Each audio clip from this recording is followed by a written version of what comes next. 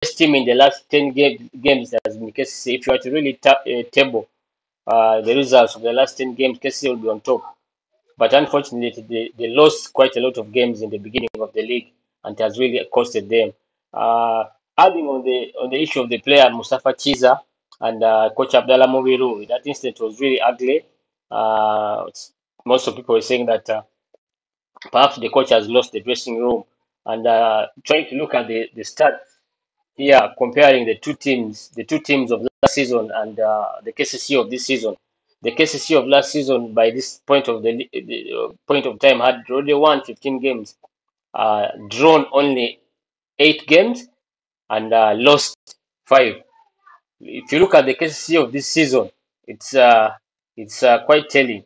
The results, they've lost 9 games compared to last season. No, I'm not even including the points per game. Try to really to put this coach into the perspective. They had won 12 games compared to last season, which was 15. So this is a really tougher question that I want to really put across to you, Hudson. Do you believe the coach still needs time, or Kessie should really look elsewhere to move on from the coach?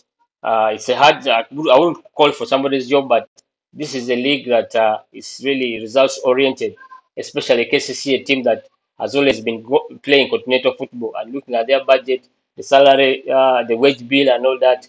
Do you think they really need to really get somebody who can take them?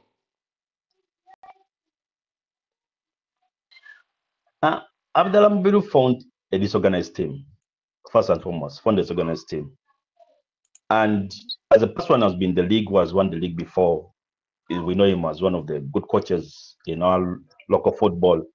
And he has, of course, shown it. With the experience, he has showed us an example that, you know what, I can win the league. He found a disorganized team, full of ups and downs, the players fighting with the coach. We saw how Weiss also had to leave KCC. His departure was wanting. Was questioning. I'm like, how can a player just say, let's terminate the contract, then out of the blue, we are seeing him signing with Vipers? So meaning the coach, the former coach, and the players were not in good terms. Yeah, but when Abdallah Mubiru came, and we saw the team getting organized and they started winning games. Last games they've been on form.